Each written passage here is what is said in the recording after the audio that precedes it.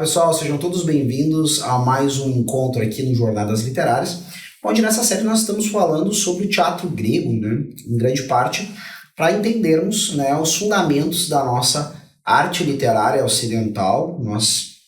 E eu falo da arte literária ocidental, talvez algumas pessoas já pensem, né, mas a literatura em outros lugares. Outros processos, né, muito distantes de nós em grande parte, certo? Então, esse teatro da qual nós estamos falando, que é o teatro do mundo grego, né? Aquelas peças, os principais dramaturgos, né, que chegaram até nós com as suas peças, né, e os dramas, né, e os roteiros e as histórias, as narrativas que nos chegam são base, né, para a compreensão de qualquer tipo de compreensão dentro da narratologia, da maneira de fazer histórias e assim por diante. Nós vamos perpassando, né, esses autores, né, sempre pegando alguma obra de exemplo, né, em relação a todas as outras também que eles compuseram, para entendermos esse processo, né, do surgimento e amadurecimento da literatura no mundo ocidental. Né, está aqui comigo o Mário, eu sou o Rodrigo. Nós vamos conversar sobre isso agora, né, especialmente, né, nesse encontro falando sobre Ésquilo, né, um mais anterior desses grandes dramaturgos que chegaram até nós. Então é isso, certo? Ésquilo, então, como nós já devemos ter até mencionado, mas vamos relembrar, certo? Nós temos um conjunto de dramaturgos, que é todos aqueles que escreveram peças de teatro, e dentre esses nós temos 3 tragediógrafos, escritores de tragédia, e um comediógrafo que nos ficou, certo? 3 tragediógrafos, Ésquilo, Sófocles e Eurípides, e Aristófanes na tragédia, certo? E aí as pessoas podem até se perguntar, parece pouco, certo? E realmente, pelo que os registros dizem, havia muitos outros, só que nos ficaram obras completas desses, certo? Até se encontram fragmentos em citações em outras obras de alguns dramaturgos da Grécia Antiga, mas são fragmentos, certo? Não são obras inteiras. Então, nos ficaram desses 4, né? E nós supomos, e é uma suposição bem segura, que eram os melhores, certo? Então, realmente, quando Aristóteles estava muito mais próximo desses caras, escreve a poética, certo? E ele fala só da arte do teatro na sua poética, curiosamente, ele vai falar desses aí mesmo, certo? Desses que nos ficaram. Fala muito pouco, se é que cita um ou outro desses obscuros, mas ele fica mais nesses conhecidos, como Eurípides, que ele chama de Tragikotastos, o grande trágico, certo? Um grande escritor de tragédias, ele coloca como um dos maiores ou o maior, certo? Vai mencionar Sófocles também e Ésquilo, certo? Mas especialmente ele analisa, certo, o próprio Édipo Rei, não é? Então, é por isso, nós temos só 4, o que é até uma coisa boa, certo ponto de vista. Nós temos os melhores, não precisa nem filtrar, certo? Sim. Porque fazer trabalho de filtragem já é um saco, né? Então, aí a história filtrou para nós, certo, as tragédias. Claro que seria muito melhor ter todas as tragédias desses escritores, e não é o caso, certo? Nós sabemos que existem outras de cada um deles que não chegaram, infelizmente, e até algumas que ganharam as competições, né, daquelas competições das dionisíacas, certo? Exato. E que não chegaram, infelizmente, né? Mas é isso. Então vamos falar de Ésquilo, que é o mais antigo deles, e também considerado o mais, vamos dizer assim, o mais solene, o mais, certo, grandioso, sob certo sentido, e um tragediógrafo de uma ordem antiga das coisas, certo? Não sei, eu acho que ele não era tão fã, por exemplo, assim, da democracia ateniense, né? Eu acho que dá para se pescar aqui e ali na sua obra que ele era gostado de uma coisa assim, mais antiga, mais monárquica, me parece, né? Porque até pensando nele como mais recuado, parece que ele ainda está mais próximo daquelas tradições sagradas relacionadas, quem ainda não viu, talvez tenha caído aqui de primeira, talvez uma busca sobre o autor, esse vídeo é o primeiro da série que está vendo, No vídeo anterior nós falamos um pouco sobre a origem do teatro grego, que tinha a ver com esses festivais religiosos relacionados ao culto de Dionísio, né? Então, isso tem uma característica distinta nos autores mais próximos do início desse processo com relação aos autores, né, do final ou mais seguido desse processo, quando começa o teatro a ter uma autonomia, né, a cada vez mais se tornar algo com uma certa autonomia e um sentido por si mesmo, ou um sentido que começa a se tornar mais independente, como de fato vai acontecer, né? A dramaturgia continua até os dias de hoje, ainda que ninguém não, mas poucas pessoas saibam do que se trate uma dionisíaca, né? Então, mas a dramaturgia está aí até hoje, e esse processo então mostra claramente como um processo de desgarramento de uma coisa da outra, né? Mas, por outro lado, também é interessante que talvez para Aristóteles ele esteja pensando a arte poética como, né, especialmente, ou parece que é, né, se a gente olha o tratado dele, ele está tentando focar numa coisa que, de fato, pode ser difícil encontrar, ou pelo menos não da mesma maneira, na leitura, né, da literatura que não é, na verdade, uma literatura feita para encenação, né, para o teatro, para esse tipo de coisa. Então, por exemplo, nós já temos claramente, por exemplo, na Ilíada e na Odisseia, né, uma produção poética que não é feita para ser encenada. Claro. É para ser recitada e demanda que se tenha algum processo imaginativo e assim por diante, né?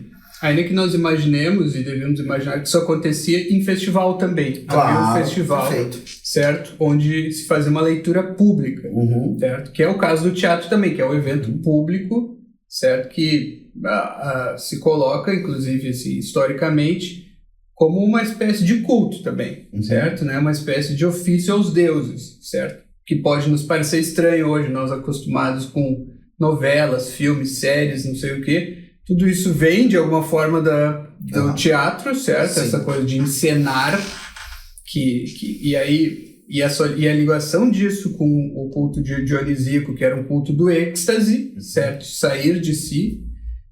E aí nós pensamos num ator que se encarna, né? Que como que sai de si, se encarna num personagem, que não é ele. Perfeito. Certo? Isso aí, para uma visão de mundo mais religiosa, ou mais arcaica, isso é algo que tem contornos religiosos, certo? Claro. Bem proeminentes. Para nós, hoje em dia, não.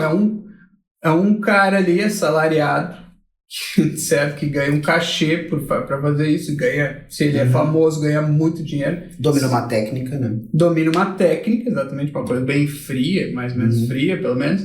Só que, ainda assim, hoje em dia nós temos o culto da celebridade, certo? Existe, certo? Então, as coisas vão se confundindo, assim. Então se fala em culto de celebridade. Mas voltando àquilo, então, para os antigos eram eventos públicos, essa leitura da poesia e essa encenação de uma peça, né? Como só Não, mas então, perfeito, né? Exatamente, havia a recitação desta forma. Também poderia lá haver, né, assim como nós temos, né, eventos culturais, que uma mesma peça de cultura pode ser produzida de maneira mais solene, né, e mais cerimoniosa, em outros momentos de maneira muito mais intimista, ou muito menor e assim por diante. Agora, é evidente que uma vez que eu esteja envolvido, primeiramente, né, numa não vou chamar uma convocação, mas existe ali uma comunidade de pessoas que está naquele local com o mesmo objetivo, que é, né, ver diante dos olhos, ver ser perpassado. E é interessante porque nós temos dentro da estrutura do teatro grego esse coro que interpela a própria comunidade reunida ali, né? Que fala, porque no fundo acaba sendo um diálogo, né, daquele drama com a cidade, né? Exato. A plateia que está ali é a cidade que se reuniu para olhar, para ver aquele evento e, na verdade, de alguma forma, se ver naquele evento, né? E isso só pode acontecer através do que nós poderíamos chamar, olha, sem muito favor, né? Uma liturgia, né? Liturgia é uma palavra que tem origem no grego e significa serviço público, né? Então, de fato, você tem ali um ritual que serve ao público através da busca desse efeito da catarse, né? Exato. Então, no sentido, eu penso que se presta, pelo menos, hoje em dia é complicado, hoje em dia, talvez por causa da complexificação da literatura, certos efeitos, né, que somente o teatro poderia produzir, a condução narrativa do autor talvez crie um certo teatro da imaginação para o leitor e ele também consiga um efeito catártico bastante satisfatório. Sim, né? sem dúvida. Talvez por isso Aristóteles tenha enfatizado especialmente o teatro, porque o teatro naquele tempo era o que conseguia trazer isso. É uma chamada à atenção, à consciência, certo? Por isso que o público também ele é personagem, certo? Então, porque não é que o que se subentende, na minha percepção, é que aquela liturgia, que é a peça, certo? Estavam ali, inclusive nas primeiras fileiras do teatro, estavam ali os sacerdotes da época, que eles faziam oferendas e tal, inclusive sacerdotes de Dioniso, certo? E as próprias figuras públicas, né, da cidade, mas o que se subentende é que o público e até os próprios governantes assistindo aquilo tomariam consciência de algo que eles já sabiam, mas não conseguiam expressar, não é? Isso é uma coisa que, certo, vai perpassar a ideia do teatro sempre. Inclusive, por exemplo, o Hamlet, certo? Tem uma peça dentro da peça, justamente para tentar suscitar no rei uma espécie de confissão, ainda que, certo, ainda que a força, assim, sem parte da vontade dele, que não partisse da vontade dele, mas que ele fizesse um gesto, né? Não suportasse contemplar o próprio crime na peça de teatro, certo?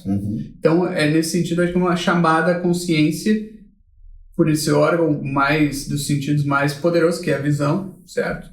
A imaginação, ela é mais plástica, certo? Mas a visão, ela é mais poderosa, assim, para nos dar o efeito mais direto, assim, não é? Então, certamente, não é? Nesse sentido, ele é um rito. Para nós, hoje em dia, não. Parece uma coisa de entretenimento apenas. Parece só um entretenimento. As séries, os filmes, certo? Mas isso quase nunca é assim mesmo. No fundo, tem algo de rito, ainda que distante, ainda que mal conscientizado, certo? Então, pode ver, a coisa de assistir série em casal ou em amigo acaba se tornando uma ritualística do dia a dia, certo? A pessoa fica lá na frente da TV todo dia, vou assistir a minha série, que é aqui que eu, né, apago todos os meus problemas e fico ali no mundo encantado. Então, nunca perde esse caráter mágico, essas coisas, certo? E tem uma coisa curiosa, né? Algumas pessoas, até coisa que vira meme, do casal em que estão assistindo uma série juntos e aí um acometido por uma irresistível curiosidade vai lá e assiste um episódio que o outro não viu. Certo. E aquilo ali é né, crime de autotraição. Exato. Né? Já vi piadas assim do sujeito dizendo que de fato estava traindo. Na verdade, vi um episódio, mas para não saber disso, preferiu dizer que estava de fato traindo a mulher com essas bobajadas assim. Né? Mas exageros à parte, o que parece isso, né? De alguma forma entra no rol daquela coisa de que se não fossem, né, sensações de que aquilo ali é uma experiência de verdade, assim, não a experiência. É claro, o que é de verdade? A experiência de assistir e de passar pelos sentimentos daquela narrativa, né? Isso é verdadeiro. Sim. Né? É evidente, né? Não é verdadeiro em si, assistir um filme lá de caça ao tesouro no Camboja. Não, né? A experiência que eu tive não foi a experiência de ter ido ao Camboja, mas a experiência de passar por aquela paixão dá a impressão, as pessoas não se dão conta disso, mas que tu começa a considerar aquilo uma espécie de elemento que compartilhamos e que vai estreitar as nossas relações. Então nós temos assistido a série X ou Y, visto o filme X ou Y juntos, ou pela primeira vez, ou assistido o final tal. Ah, não, porque é o final de... Eu até já vi isso com algumas pessoas, principalmente quando a história interessa muito. Ah, eu vi o final da série tal com fulano e beltrano e ciclana, né? Eu vou querer me reunir com pessoas que eu simpatizo, em primeiro lugar, que estão acompanhando. Às vezes não acompanharam a série inteira com a gente, né? Ou não acompanharam a saga dos filmes. Mas como eu sei que a pessoa já viu, e eu sei que aquilo ali é uma coisa importante pra mim, eu quero que as pessoas importantes assistam aquilo comigo. Então daí eu chamo essas pessoas pra ir no cinema, ou pra... Então ainda tem, sem dúvida nenhuma, ainda tem alguma coisa dessa ideia de que ali se faz uma experiência que não é meramente entretenimento no sentido mais vulgar da palavra, né? Ou então entender que entretenimento também é uma experiência. E como aqui essa experiência é potencialmente algo grupal, algo que unifica, certo? Porque mesmo o cara que assiste solitariamente, certo? A sós, ele quer encontrar alguém que assistiu. Claro. E às vezes até principalmente essa pessoa. E comungar da impressão, né? Ver aqui refletido no outro. Já começa no, ele gosta do mesmo seriado que eu, e termina no, ele teve a mesma experiência, ele teve a mesma sensação, a mesma emoção no final. Ou, às vezes, a mesma impressão, assim, não deixou a desejar, nisso, naquilo e tal. Tudo isso, né? Torna uma coisa comunitária, potencialmente comunitária, certo? Então, nós gostamos de ver no outro a mesma experiência perante um espetáculo aí, qualquer, né? Mas então, qual era o espetáculo que o Ésquilo proporcionava, né? Nós propomos aqui, então, como peça ser analisada as Eumênides, não é? Uma peça que faz parte de uma trilogia. Exato. Né? Foi encenada, inclusive, a trilogia, essa sim, como trilogia, é uma trilogia mesmo, é a única que restou, inclusive trilogia completa, certo? O que eles faziam? Eles encenavam realmente, eles escreviam 3 peças, uma trilogia, e uma quarta que era uma espécie de sátira, né? Então, qual que é a trilogia no caso? É a Oresteia, o Oreste, certo? Cujo nome é tirado do, mais ou menos, personagem principal das 3, embora ele não apareça na primeira, que é o Orestes, né? Filho de Agamenon, o grande general, maior certo, governante que estava ali liderando os gregos na Guerra de Troia, né? E aí? Novamente, e o que chama a atenção dentro da história, no caso, Orestes ali nós vamos ter o que acontece, especialmente na peça que nós vamos conversar agora e analisar, que é as Eumênides, né?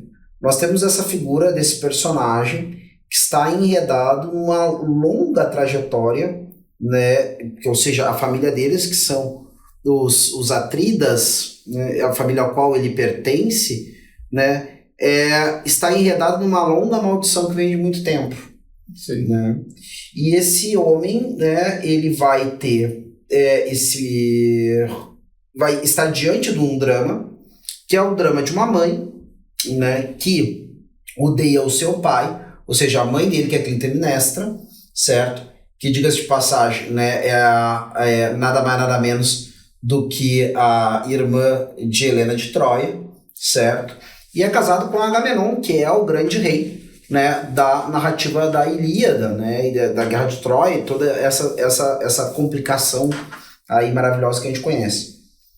E por que essa mulher é odiosa, né, do próprio esposo, né? Porque ele toma as medidas que passam, né, por cima, né, sobretudo da sua alçada de mãe, né, de defensora do lar e defensora da filha, virgem não casada. Especialmente a gente acompanha isso, né, em outra tragédia, que é a Efigênia em Aulis. A Efigênia é essa filha de ambos, né, também irmã, né, de Oreste, e essa menina precisa ser sacrificada para que as naus gregas possam seguir para além de Aulis, né, que é um local onde eles passam por uma espécie de calmaria, não conseguem seguir avante, precisa haver esse sacrifício em vista lá de apaziguar os deuses em vista de um erro cometido por Agamenon.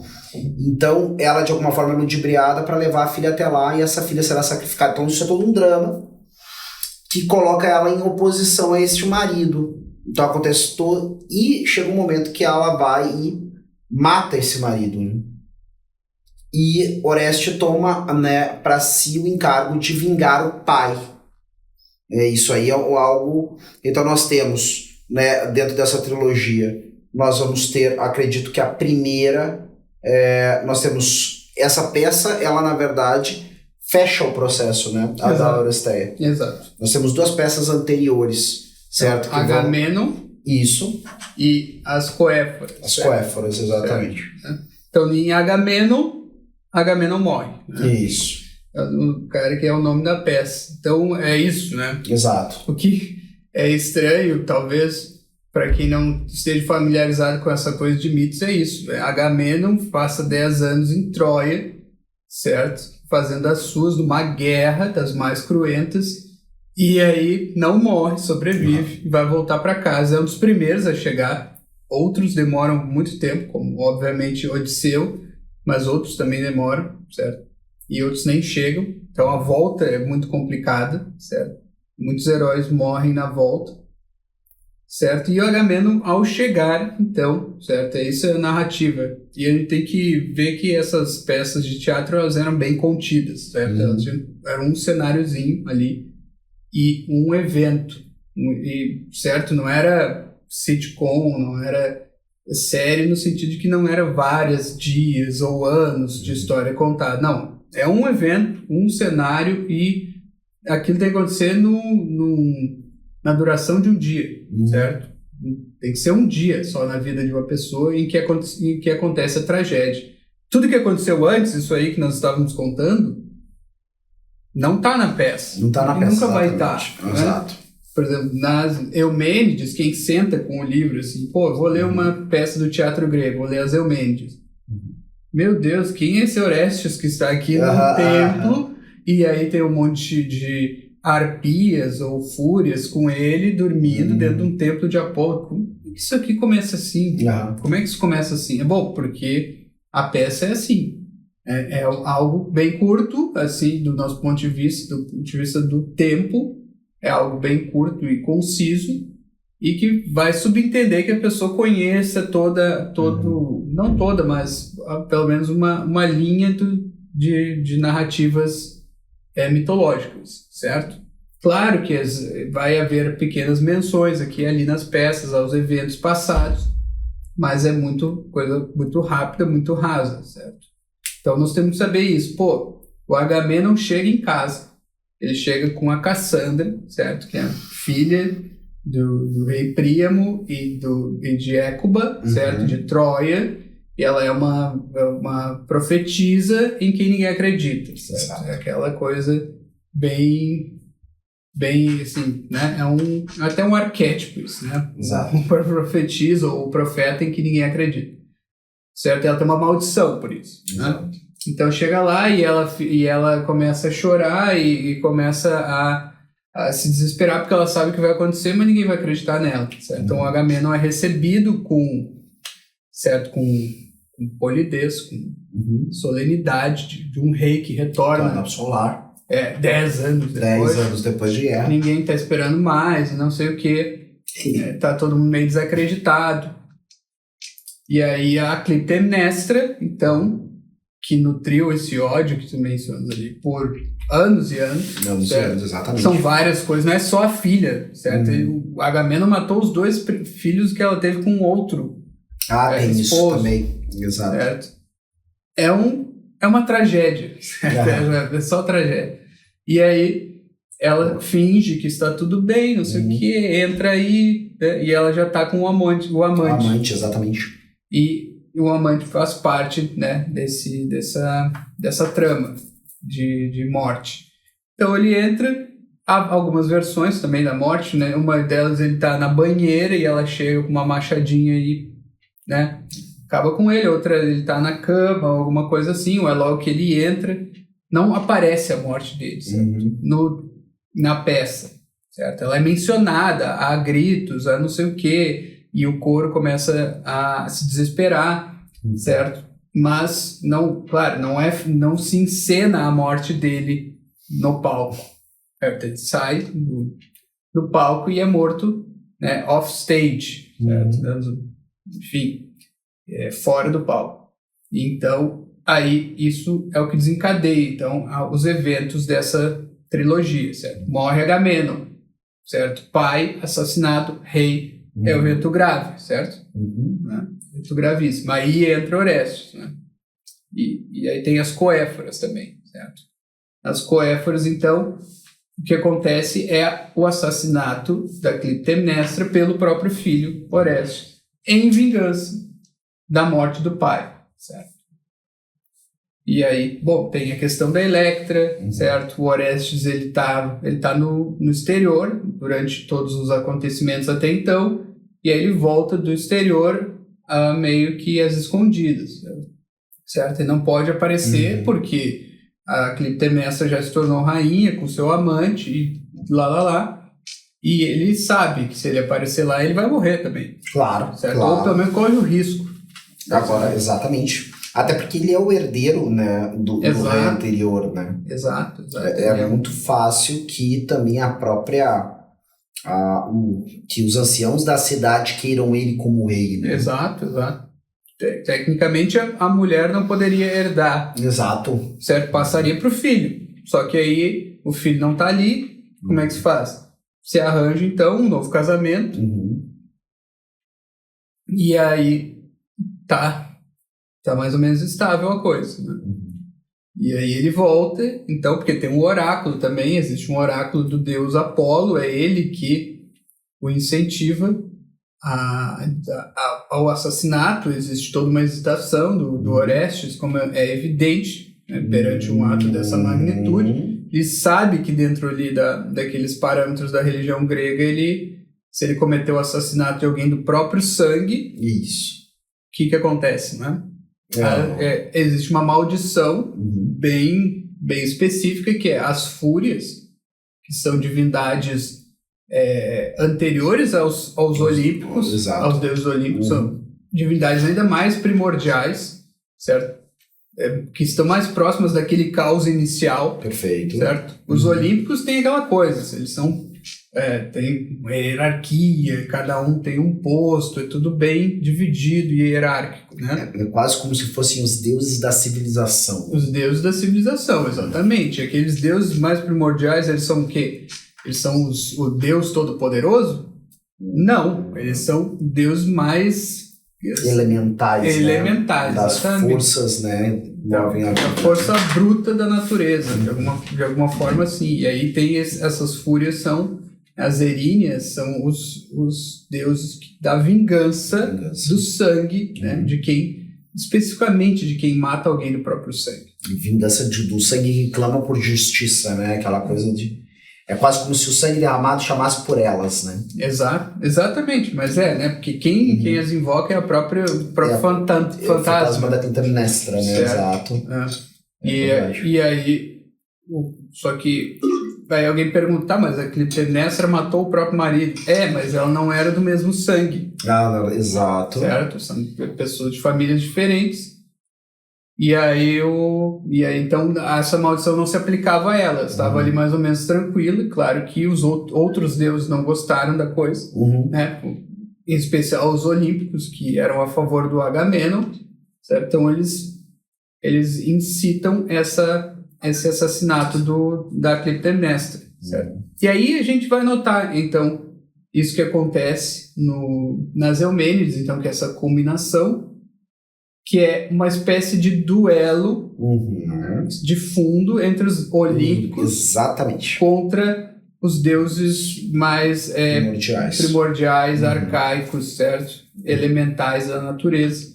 E nós vamos ter, então, nessa peça, o Orestes sendo perseguido pelas fúrias, se refugia num templo de Apolo, acho que é em Delfos. Isso, né? Exatamente. É o próprio templo de Delfos.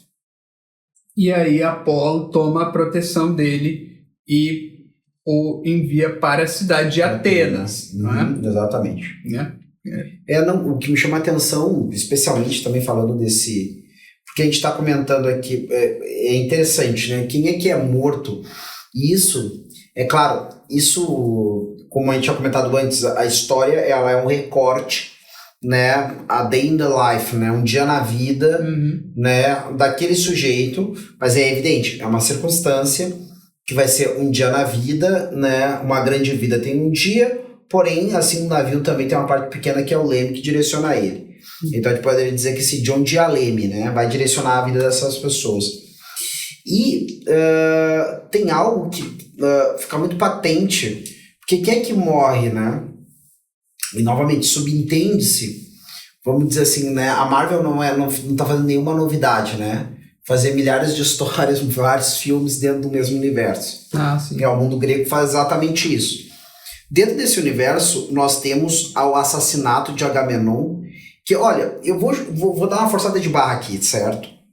Mas, gente, ele é praticamente o vigário de Zeus na Terra, né? É isso mesmo. Porque ele é o principal rei dos gregos, né? Ele é o rei de Creta, e quando esses... Argos, tá? Ele é o rei de Argos, tá? E o que acontece ali é uma coisa importante, até por isso que os gregos volta e meia são chamados na Ilíada de Argivos, certo? E o que acontece assim, tu mata esse cara, que aí o cara... Às vezes até dentro da própria linguajar que Homero usa para se referir a ele, né? Discípulo de Zeus e assim por diante. Exato, exatamente. Tu tem claramente, né, ali um ataque à própria estrutura estabelecida pelos olímpicos, né? Exato. É a mulher matando o esposo porque se confrontou contra um sacrifício que esse esposo fez, ou por causa de... Claro, não é só a questão de Efigênia, mas, né, essas coisas todas. E, de alguma forma, há uma eleição sobre a própria figura do Oreste, né? Esse homem, agora, o que pode, né, suceder? Porque há uma subversão da ordem, né? O que pode suceder agora o pai, certo? Como figura, né, de Zeus, figura paterna, a lei, dentro daquilo tudo. Se há continuidade da existência da Clitemnestra, certo? Claro, eu estou aqui advogando a necessidade do assassinato dela, né? Mas, de fato, é o ato definitivo que tiraria qualquer possibilidade de eu ter ali uma conspiradora, tá? E também nos fala alguma coisa sobre as próprias relações parentais dentro do mundo grego, né? O que é a mãe e o que é o pai no mundo grego, né? Então, o que me parece nisso aí que tu estavas expondo é interessante isso, né? Que parece que, então, o Agamenon, nesse caso, ele estaria representante ou sendo representante dos interesses da ordem olímpica, nova, recente naquele momento, de alguma forma, certo? De alguma forma mais recente ali. Claro que... pela linha do tempo da mitologia mais recente, né? A gente não sabe quando, em que ano que eles tomaram o poder, né? Isso aí não fica claro. Mas, então, e Clitemnestra, de alguma forma, uma representante de um modelo mais antigo, pré-olímpico, não digo nem titânico, mas até anterior até a Urano, talvez, né? Até antes do reinado de Urano. Então, parece que é isso que está acontecendo ali, e é aí que nós vemos aqui aquilo que muitas vezes se repete, mas sem explicar muito bem, que é isso, porque no teatro grego existia uma força maior, um destino que controlava os deuses, que controlava os eventos. De fato, mas é nesse sentido que nós temos que ver. Agamenon ali, ele era o aluno de Zeus, certo? Na tradução do Carlos Alberto Nunes, que eu acho muito legal, certo? Ele e os outros reis ali dos gregos, certo? O aluno de Zeus, ele tem o cetro de Zeus, então ele tem um cetro ali que foi feito para Zeus, mas foi dado para ele ali, porque é para ele reinar sobre os outros gregos, certo? Então, ele é esse representante. Aí a ordem anterior mata esse cara, certo? Os deuses ali, e aí os olímpicos, então, intervêm para restaurar essa ordem, certo? E aí Orestes vai ser esse cara que vai restaurar e finalmente acabar também com aquela antiga maldição dos Atreides. De alguma forma parece que acaba, né, com Orestes, assim, as próprias Eríneas, as próprias fúrias, elas se transformam em Eumênides, né, em bons espíritos. Antes eram maus espíritos, Eumênides quer dizer bons espíritos. Né? Então há uma cessação, é como que aquela ordem antiga então chegasse a uma harmonia, concórdia com os olímpicos, com a nova ordem. Não sei se foi isso que tu entendeste também. Exatamente. Eu preciso chegar... Porque na própria peça a gente vê, né, as Eríneas se queixando, né, de que aquilo que era alçada, os deuses jovens agora iriam as humilhar, tirando delas aquilo que era a alçada delas. Exatamente. Quer dizer, se eu ia mudar a alçada delas, teriam que ser compensadas por aquilo ali. Né? Então eu preciso alterar esse processo, e aí é algo muito interessante, porque... Tem uma coisa, outro dia desses comentavam comigo de É que, claro, essas contradições, evidente, aí a gente entra no mundo ético e no mundo religioso. Alguém comentava, o bispo Robert Barron comentava sobre um filme que retratava a lapidação de uma mulher acusada de adultério. Né? No caso, o roteiro que ele explica ali é um roteiro onde ela, na verdade, é inocente. Mas o que mais me chocou na descrição que ele fez do filme é que os filhos participaram dessa lapidação. E aí, eu pensando nisso, né, e aí pensando na figura do Oreste, e aí eu fico pensando também assim, né, é primordial também essa questão, né, da família, da mãe e assim por diante. Por exemplo, é evidente, alguém dizer assim, não, mas se a mãe mata o pai, o que o filho precisa fazer numa situação dessa? Pô, pra mim quem tem que fazer não é necessariamente o filho, né? É o Estado, né? É aquela coisa toda. Mas me parece também que a reclamação da Clitemnestra, ela é verdadeira, né? Quer dizer, ninguém pode dizer que um filho é obrigado a justiçar a mãe. Não, todos nós concordamos que esta mulher é criminosa de morte, né? Mas não há mundos possíveis que me pareça que uma sociedade possa exigir que o filho vá fazer uma coisa dessa, né? Que é o filho que vai executar essa ordem. Né? Mas é aí que tá, não na peça não é o que acontece. É um Deus, exato. É Apolo, quem faz isso. Realmente o filho por si próprio ele não teria coragem. É o que fica bem claro ali. Exato. E aí se encaixa bem a questão essa do... Olha, eu acho que é o Estado que deveria intervir nisso, né? Que é o que mais ou menos é a visão hoje em dia, certo? Que é a cidade, no caso dele, né? Isso é muito interessante, é mais ou menos, porque volta e meia a gente vê que assim, os caras vão lá e assumem o bastão da justiça e fazem justiça com as próprias mãos. Isso acontece o tempo todo. Ainda hoje em dia, em pleno século XXI, que nem o pessoal gosta de dizer, que acha que quer dizer alguma coisa, um fato numérico, que a gente está no século XXI ali. Então, isso ainda acontece, e isso de certa forma é a mesma, o irromper da ordem antiga, né, dentro dessa ordem nova, que a gente pode até dizer que é olímpica. E como é que eles vão resolver o problema dos olímpicos ali? Eles vão resolver instituindo aquilo que, nas entrelinhas do texto, nós entendemos como o primeiro julgamento. Isso é bem importante. E claro, é em Atenas que acontece o julgamento, porque, claro, estava sendo encenado em Atenas, a cidade... Atenas é Nova York, o pessoal Atenas é Nova York, é o Washington do mundo antigo. Tudo converge para lá de alguma forma. O ET vai vir destruir o planeta Terra, vai ser dos Estados Unidos que ele vai começar a bagunça. Evidentemente, até o Percy Jackson vai para lá. Exatamente. Né? Percy Jackson, obviamente. Isso, como é que os olímpicos estão lá no topo do, Empire State Building. Então imaginem vocês assim, pra quem nunca leu Percy Jackson aí, eu li. Eu não li. Eu li Percy Jackson no celular ali. Fui lendo porque... Mostram uma vontade ainda mais forte. Essa é uma boa, porque mas é muito legal para quem já, claro, que tem paciência para ler o YA. Isso aí faz o quê? Quanto tempo eu li? Faz 10 anos atrás ou mais, eu acho que eu li. Mas era algo que é interessante porque vai fazendo imagino, a versão adolescente de vários dos contos mitológicos, né? Sim. Mas na ideia deles é exatamente isso. Imagina que os Olímpicos estão todos numa nuvenzinha. A nuvenzinha antes estava pairando na Grécia. Exato. Aí depois pairou em cima de Roma. Agora a nuvenzinha depois foi para Inglaterra. Agora a nuvenzinha tá em Nova York, lá no Empire State. Claro, é que os Olímpicos querem ter sempre no lugar da moda. É, né? Claro, o pessoal hypado.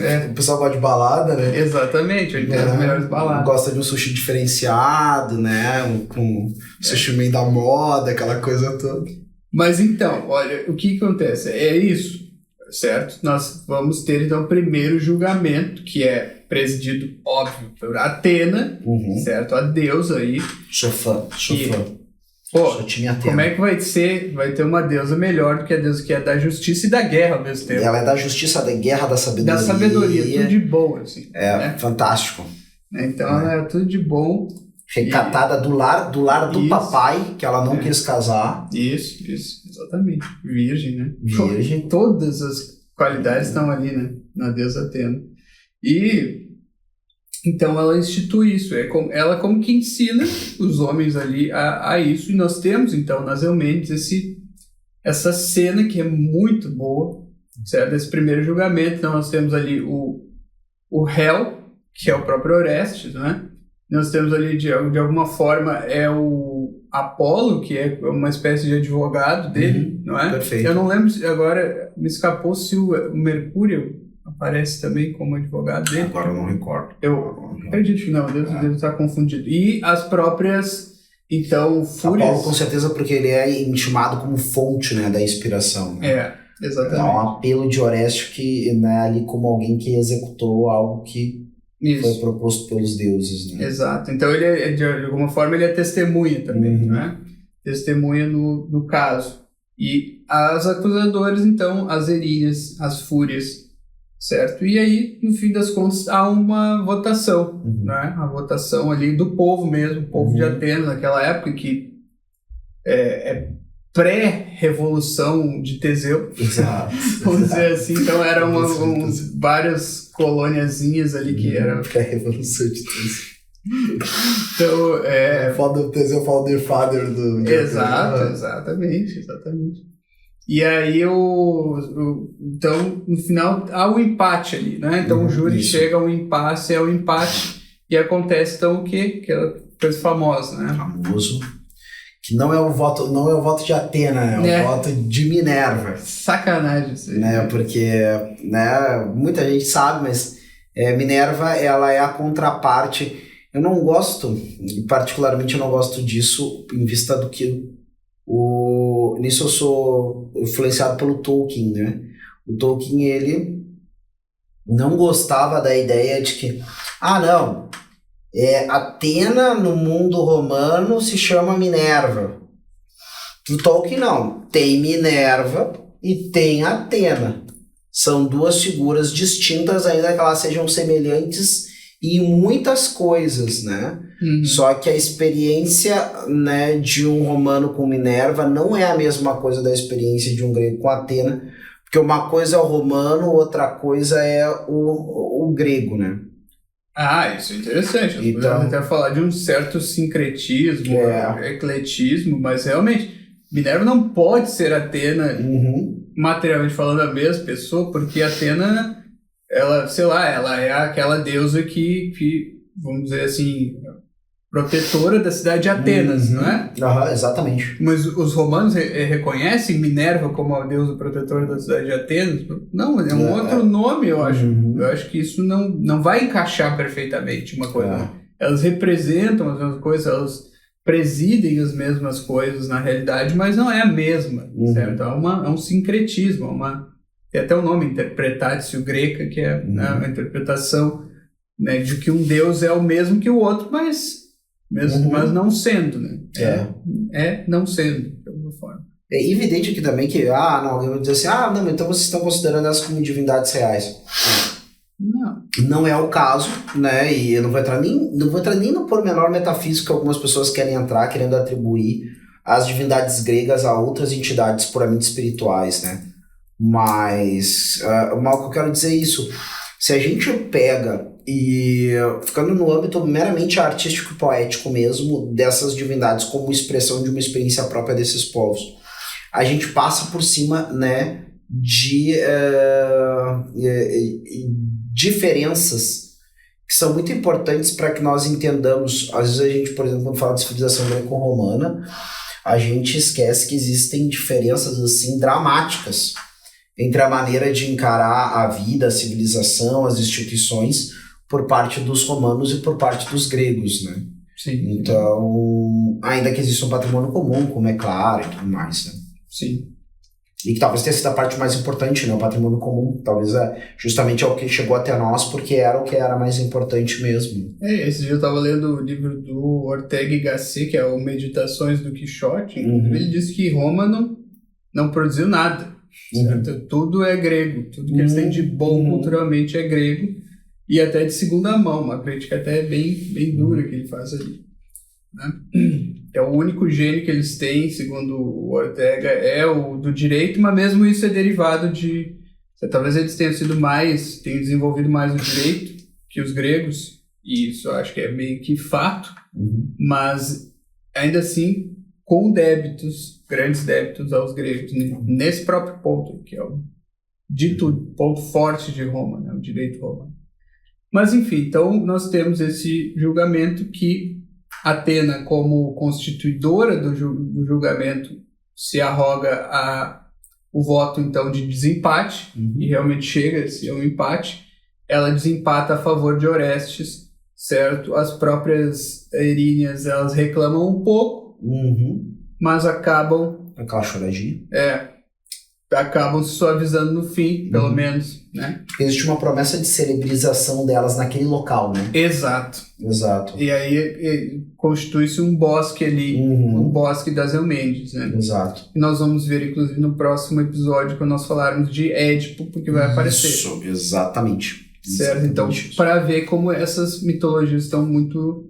Elas se entrecruzam, né? Estão muito ligadas. E aí elas se transformam em Eumênides, em bons espíritos, né? Algo como, sim, algo parecido com aquele pensamento positivo hoje em dia. Então elas se transformam numa positividade. Né? Então fica coisa assim, tem bons pensamentos, né?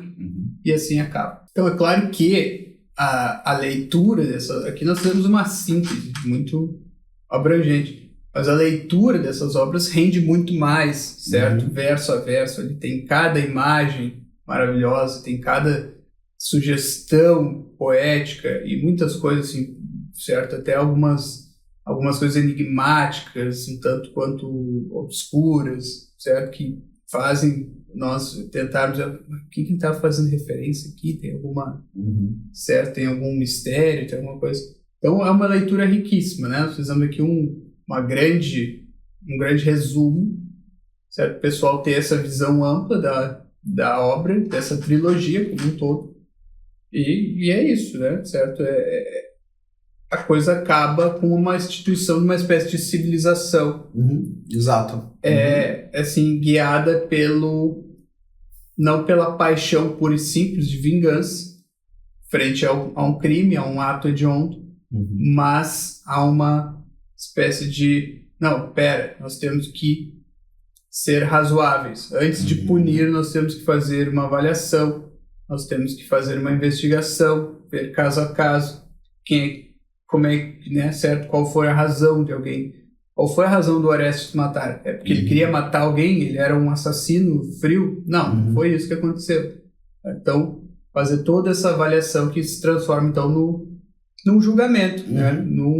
Como é que chama? Direito à ampla defesa, e assim vai.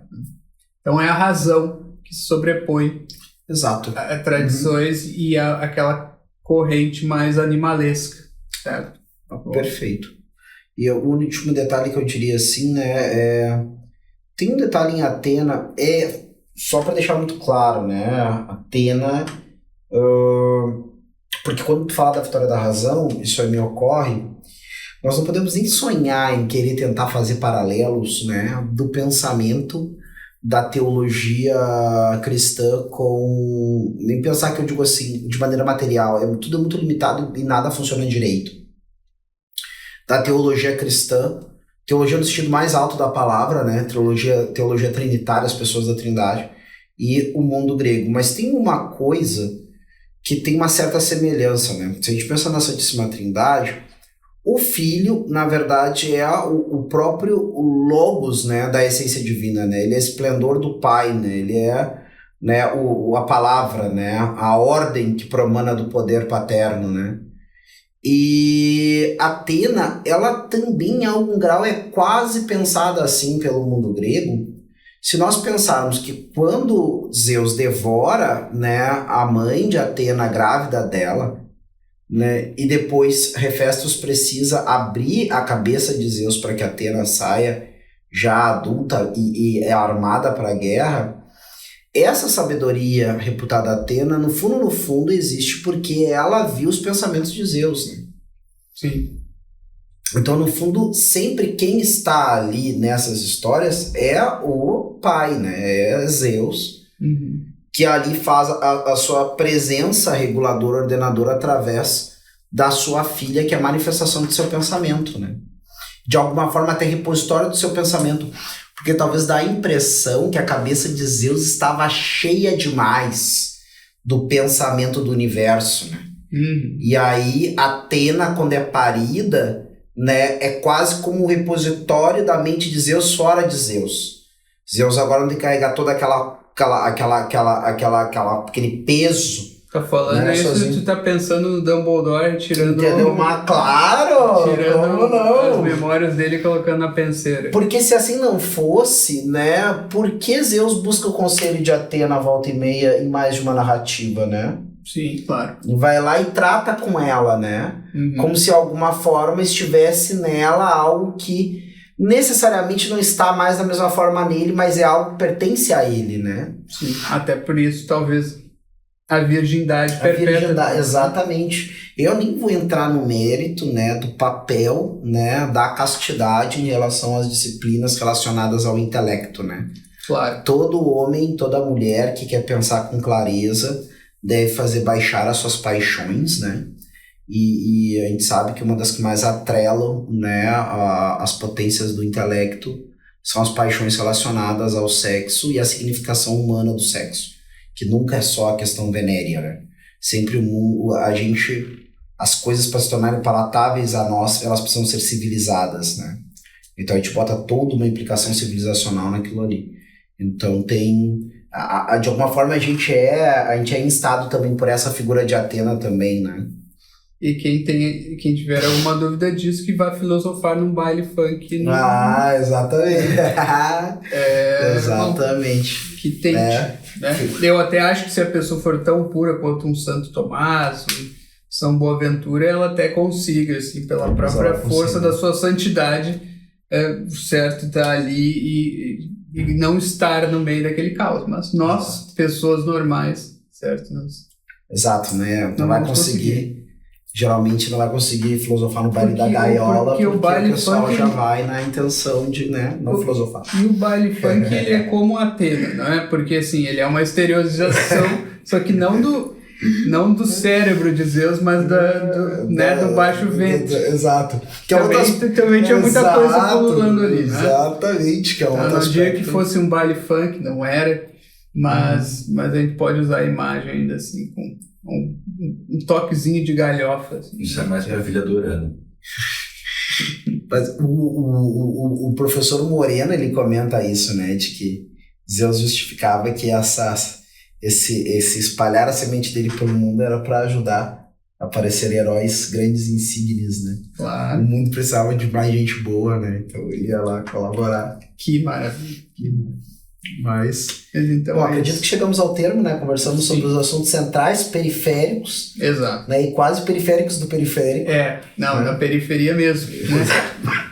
Exatamente. Então, Ficamos por aqui, aguardamos vocês nos nossos próximos episódios aqui do Jornadas Literárias para continuarmos conversando sobre o mundo grego. Até a próxima. Até lá.